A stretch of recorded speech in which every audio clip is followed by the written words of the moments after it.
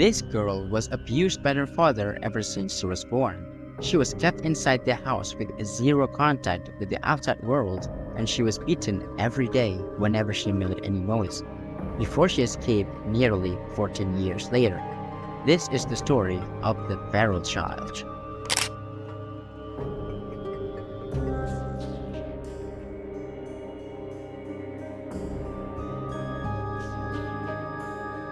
Genie Wiley, or also known as her real name Susan Wiley, was born in 1957 in Arcadia, California, to a not-so-peaceful family.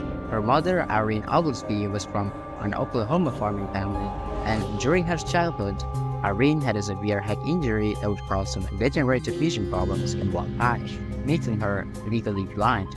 Irene was also a refugee from the Dust Bowl storm in the 1930s, who then drifted to Los Angeles, California. And that's when she met Clark Wiley, who was about 20 years older than her. Now, Clark Wiley had a really unfortunate past. His father was struck by lightning, killing him instantly, while his mother ran a brothel, or a place where people would have some sexual activities with prostitutes, making Clark a target of bullying from the people around him. So these circumstances led to Clark's subsequent anger problems that would eventually be a source of harm for his wife and children. So Clark and Irene, they married each other and had a child 5 years into marriage. However, one thing about Clark is that he hated children because he found them noisy and it was just a hassle and stress to take care of a child. So during the pregnancy, Clark would beat Irene and even attempt to strangle her to death. So she had to be put in medical care even as she was giving birth. Now, when their first baby girl came into their lives, Clark, as expected, didn't like her. She was just crying all the time, disturbing his peace, so he took her and put her in the garage, leaving her there, freezing to death. She was just 10 weeks old. Around 1 year later, another child came. This time, it was a male who unfortunately wasn't born healthy due to a hemolytic complication, and he had to die at the age of 2 days old. 3 years later came John, who was deemed healthy even though he also showed a slight sign of the same disease that his late older brother had. And finally, 5 years later, came Genie Wiley. The two siblings both received severe abuse from their father, but what Genie had to endure was definitely so much worse.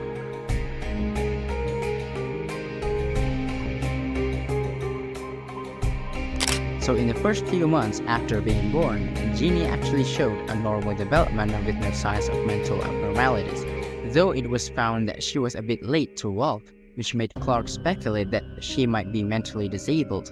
When she was 14 months old, however, she had fallen sick from a fever and pneumonitis. Her parents took her to a local pediatrician, and they said that there was a possibility of carnicetrus, or bilirubin-induced brain dysfunction, being present, further supporting Clark's speculation that Genie might be mentally disabled.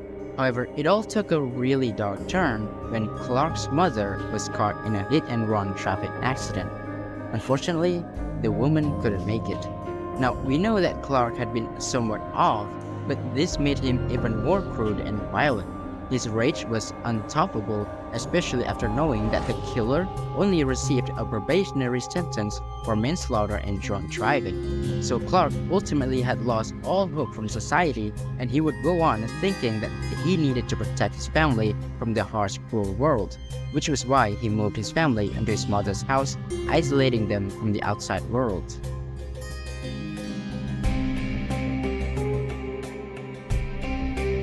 Now, upon moving to this new house, Clark would initially allow Genie to play around in the backyard inside a small playpen. However, he also found her breaking things around trying to get out.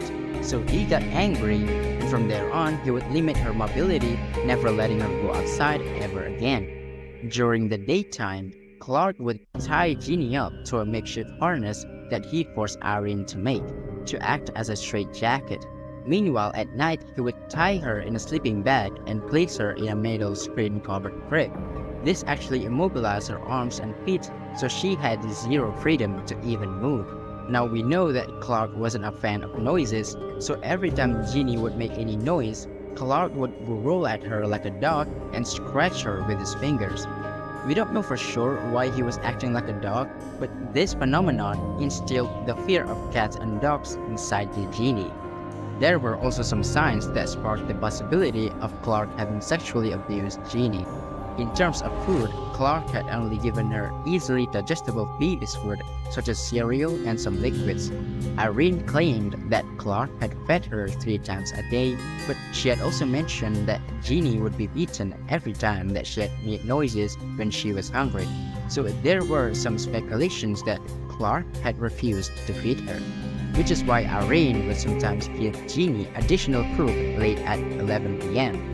But this proved to disturb her sleeping schedule because she had to wake up after only 3 hours of sleep, then continue sleeping for 6.5 hours.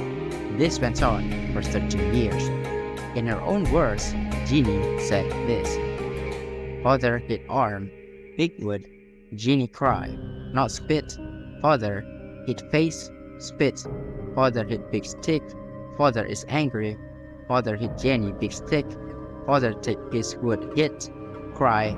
Father make me cry."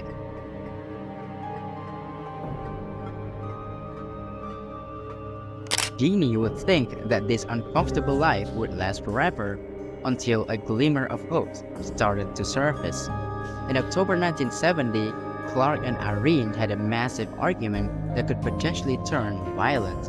Irene wanted to call her own parents, but Clark just couldn't allow her to, so she threatened to get out of the house, and later that day, Irene would leave the house with Genie, who was 13 years old at the time.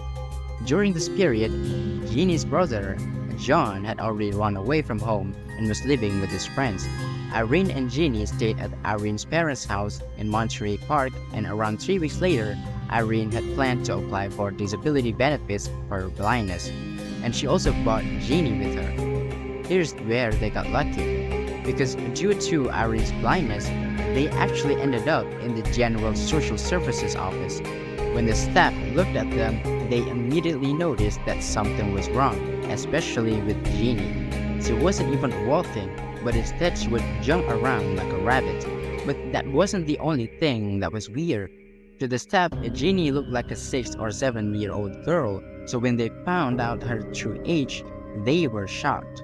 So these people, they immediately contacted the police. An abuse case would then open against Clark and Irene. However, Clark would then shortly commit suicide just before his trial. He would place a note saying that the world will never understand. Now, if you think Genie's life would get better since she's finally out of her father's abusive cycle and had obtained care from the authorities, then unfortunately, you would be wrong. Because the court saw Genie's condition, especially her unsocialized nature. They would then take her to the UCLA hospital, where she would later be experimented against her will by scientists. We'll cover this in a part 2, so stay tuned for the next video. Cheers!